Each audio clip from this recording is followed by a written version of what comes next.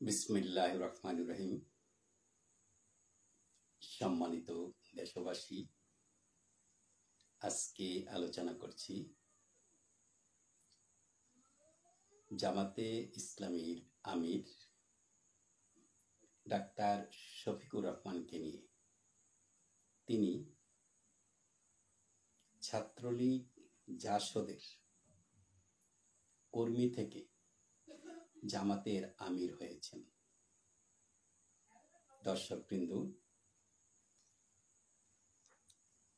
Doctor Shafiqur Rahman 1958 খ্রিস্টাব্দের 31শে October বর্তমান বাংলাদেশের মৌলভীবাজার জেলার কুলাউড়া উপজেলার ভাটেরা ইউনিয়নে জন্মগ্রহণ করেন। তার পিতার নাম আব্রু মিয়া এবং মাতার নাম খাতিবুন নেসা। 1974 খ্রিস্টাব্দে তিনি বরমচাল উচ্চ বিদ্যালয় থেকে এসএসসি এবং 1976 খ্রিস্টাব্দে সিলেট এমসি কলেজ থেকে তিনি এইচএসসি পাশ করেন। পরবর্তীতে তিনি সিলেট মেডিকেল কলেজ থেকে এমবিবিএস পাশ করেন। দর্শকবৃন্দ, ডাক্তার শফিকুর রহমান 1973 খ্রিস্টাব্দে জাসদ ছাত্রলীগের কর্মী ছিলেন। সেই কর্মী থেকে 1977 খ্রিস্টাব্দে বাংলাদেশ ইসলামী ছাত্র শিবিরে যোগ দেন এবং তিনি সিলেট মেডিকেল কলেজে অধ্যয়নরত অবস্থায় ওই মেডিকেল কলেজ যেই শিবিরের শাখা, সেই শাখার সভাপতির দায়িত্ব পালন করেন। পরবর্তীতে শহর ছাত্র শিবিরের যে শাখা, সেখানে তার সভাপতির দায়িত্ব পালন করেন এবং 1984 খ্রিস্টাব্দে তিনি জামাতে ইসলামীতে যোগদান করেন। 2010 খ্রিস্টাব্দে কেন্দ্রীয় সহকারী সেক্রেটারি নিযুক্ত হন। 2011 খ্রিস্টাব্দের 19শে সেপ্টেম্বর তিনি ভারপ্রাপ্ত সেক্রেটারি জেনারেল নিযুক্ত হন। পরবর্তীতে 2019 খ্রিস্টাব্দের 12ই নভেম্বর তিনি বাংলাদেশ জামাত ইসলামীর আমির নিযুক্ত হন। এই ডাক্তার শফিকুর রহমান, ওনার যে শিক্ষাগত যোগ্যতা, উনি একজন চিকিৎসক। কথা ছিল উনি চিকিৎসা শাস্ত্রের যে জ্ঞান অর্জন করেছেন তা দিয়ে চিকিৎসা করবেন, সেবা দিবেন। এটা হচ্ছে তার প্রাতিষ্ঠানিক শিক্ষা। আজকে ইসলামী আন্দোলনের শীর্ষ নেতা হয়ে, দেশের আমির হয়ে তিনি সারা দেশের ইসলামী আন্দোলন, যে সমস্ত ওলামা সমাজ যে ইসলামী আন্দোলন করছে, বিভিন্ন গ্রুপ আছে, বিভিন্ন দল উপদলে বিভক্ত হয়ে করছে, আজকে তাদেরকে নিয়ে তিনি ঐক্যের যে ডাক দিয়েছেন। এই দেশের উলামা সমাজ তার ডাকে সাড়া দিচ্ছে না।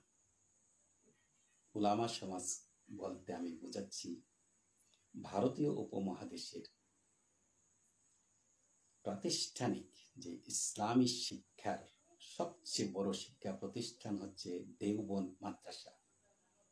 সেই দেওবন্দ মাদ্রাসা থেকে শত শত মাদ্রাসার জন্ম হয়েছে সারা পৃথিবীতে এবং সবচেয়ে বেশি প্রতিষ্ঠান হয়েছে বাংলাদেশে। সেই দেওবন্দ মাদ্রাসার যে অনুসারী যেসব মাদ্রাসা রয়েছে, তার মধ্যে হাটাজারি যে মাদ্রাসা রয়েছে, ব্রাহ্মণবাড়িয়াতে অনেক মাদ্রাসা, জামিয়া ইউনুসিয়া হচ্ছে সর্বপ্রথম ব্রাহ্মণবাড়িয়ার মাদ্রাসা, যেটা দেওবন্দ মাদ্রাসার আদলে প্রতিষ্ঠিত হয়েছে, শিক্ষা দেওয়া হচ্ছে। লালবাগ যে মাদ্রাসা রয়েছে, এভাবে সারা দেশের অগণিত শত শত মাদ্রাসা রয়েছে, যেগুলোতে কওমি মাদ্রাসা বলা হয়। এই কওমি মাদ্রাসাগুলোতে যে সিলেবাস, তা দেওবন্দ মাদ্রাসার সিলেবাসকে অনেকটাই অনুসরণ করা হয় এবং এখান থেকে কোরআন, হাদিস, এজমা, কিয়াস সম্পর্কে পরিপূর্ণ জ্ঞান অর্জন করে প্রাতিষ্ঠানিক যে নলেজ তা অর্জন করতে সক্ষম হয়।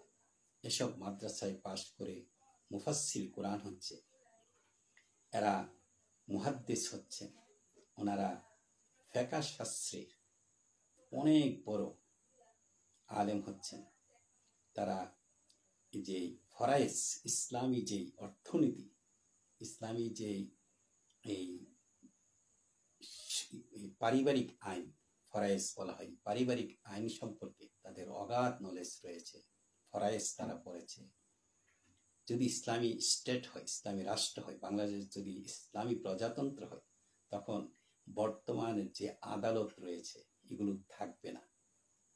আদালত হবে সেই মদিনার আদালত, খোলাফায়ে রাশিদিন হযরত আবু বকর সিদ্দিক রাদিয়াল্লাহু তাআলা আনহু, হযরত উমর ফারুক রাদিয়াল্লাহু তাআলা আনহু যে ফারুকি শাসন প্রতিষ্ঠা করেছিলেন সেই আদলে। তাহলে এখানে এই আদালতে যে শত শত যেই অ্যাডভোকেট রয়েছেন, ব্যারিস্টার রয়েছেন, তারা বেকার হবেন, তারা আদালতে তাদের আর কোনো কাজ থাকবে না। এখানে নতুন করে আদালত হবে। এই আদালতগুলো কারা পরিচালনা করবে? এই ডক্টর শফিকুর রহমানের মতো একজন যদি আমির, তিনি আজকে যে উলামা সমাজকে তিনি বাদ দিয়ে তিনি ইসলামী আন্দোলন করছেন, উলামা সমাজকে বাদ দিয়ে তিনি এই ঐক্যের যে ডাক দিচ্ছেন, সেই ঐক্যেতে উলামা সমাজ সাড়া দিচ্ছেন। এই উলামা সমাজের মধ্যে দুটো ভাগ রয়েছে, একটা হচ্ছে আহলে সুন্নাত ওয়াল জামাত। এই আহলে সুন্নাত ওয়াল জামাতের আদলে অনেকগুলো মাদ্রাসা রয়েছে। ঢাকা মোহাম্মদপুর রয়েছে, চট্টগ্রামে রয়েছে 16 শহর, যেটা আল্লামা আবেশ শাহ, যে আল্লামা তাহের শাহ রহমতুল্লাহ আলাই, পাকিস্তানের ওনার হাতে গড়া যে মাদ্রাসাগুলো, এবং এই ধাঁচের অর্থাৎ আহলে সুন্নাত ওয়াল জামাতের যে আকীদা অনুসরণ করে এরকম মাদ্রাসা রয়েছে শত শত। এখানে এক ধরনের আলেম তারা বের হচ্ছে, যারা আহলে সুন্নাত ওয়াল জামাতের অনুসারী, তারাও এই জামাতে ইসলামকে প্রত্যাখ্যান করেছে। দেওবন্দের যে আলেম রয়েছে, দেওবন্দের হাজার হাজার লক্ষ লক্ষ আলেম, তারা এই যে জামাতে ইসলামের যে প্রতিষ্ঠাতা, যে আমির আবুল আলা মওদুদি, তিনি 1948 খ্রিস্টাব্দে যে জামাত ইসলামী হিন্দ প্রতিষ্ঠা করেছিলেন, তিনি প্রায় 1200 মতো বই লিখেছেন ইসলামী আন্দোলন সম্পর্কে। তাফহিমুল কোরআন নামক যেই তাফসির গ্রন্থ তিনি রচনা করেছেন ইসলামী আন্দোলনের উপযোগী করে।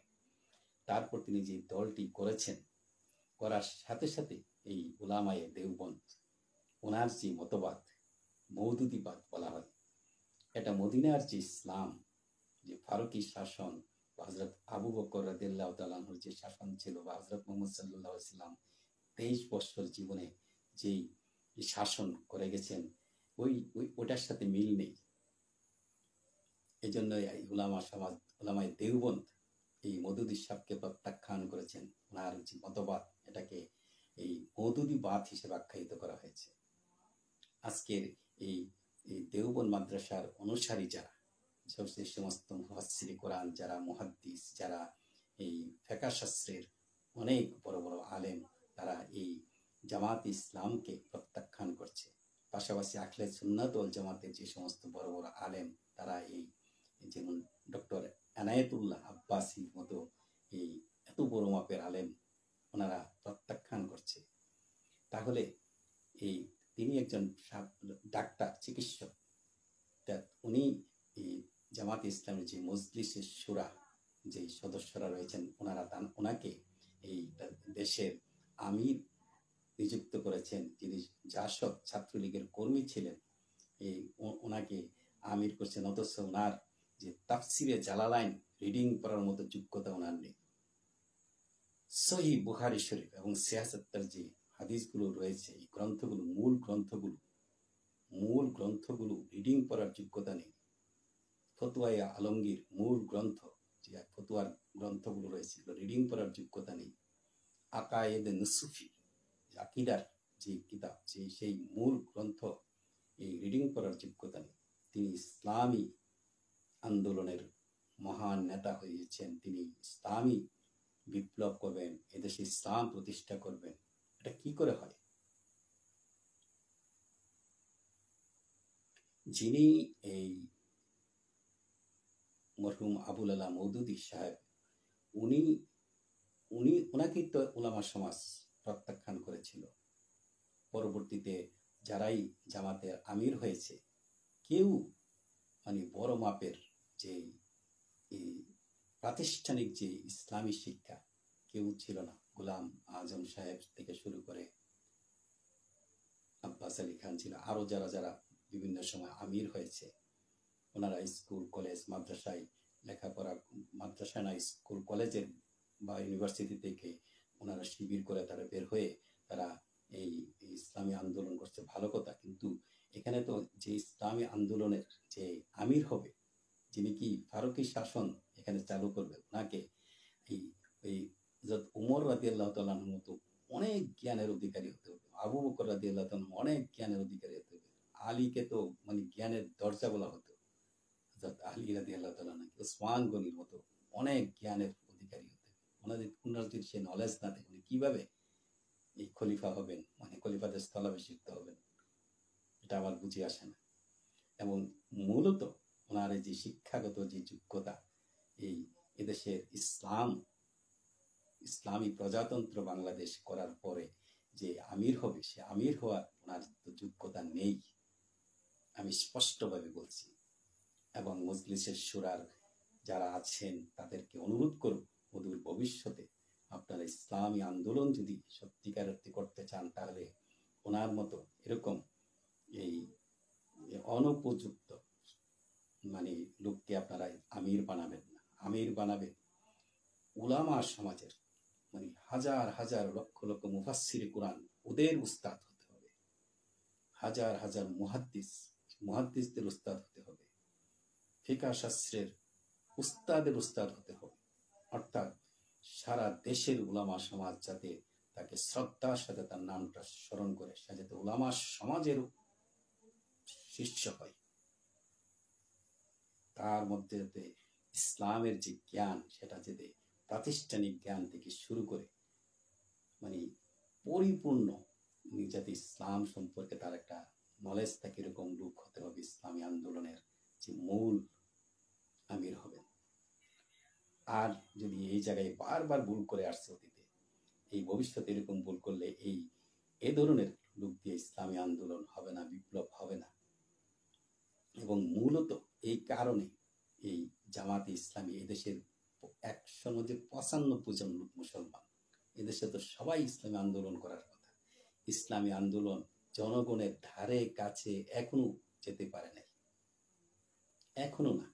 মুষ্টিময় কিছু লোক শিবির করে, জামাত ইসলামী করে, মুষ্টিময়।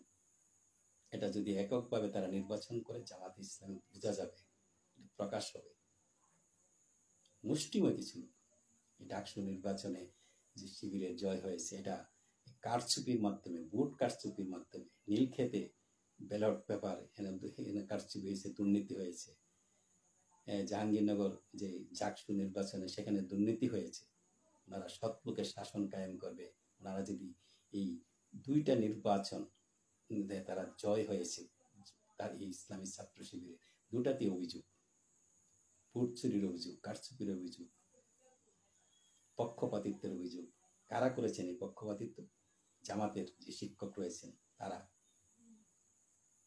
তাহলে আমি যে জিনিসটা ক্লিয়ার করতে চাচ্ছি, এই যে শহীদ রাষ্ট্রপতি জিয়াউর রহমান 1978 সাল থেকে 1981 সাল 30শে মে ওনার ইন্তেকাল হয় চট্টগ্রাম সার্কিট হাউসে। 4 বছরে উনি কি করলেন?